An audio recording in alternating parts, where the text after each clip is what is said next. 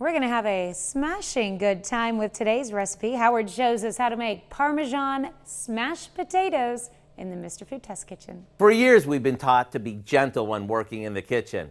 Well, today, I want you to throw those thoughts out, since the dish we're making today gets its big personality when we smash it.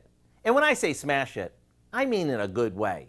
We begin by boiling a couple pounds of small white potatoes. Once they're tender, we drain them well, and while they cool, we whisk together some melted butter with a bit of chopped parsley, some minced garlic, a little salt and pepper,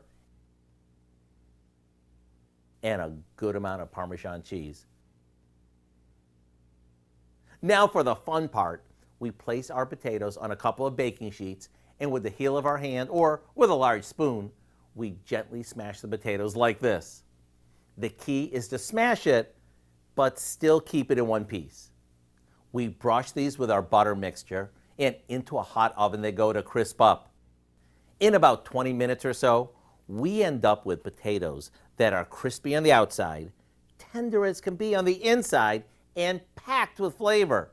So here's what I suggest. Go to our website and get the recipe for what we call Parmesan smashed potatoes. I'm Howard of the Mr. Food Test Kitchen, where today we found a smashing way for you to say, ooh, it's so good. That does look good. You can find this recipe along with a lot more good food from the Mr. Food Test Kitchen online. Just go to our website at KOAMnewsnow.com.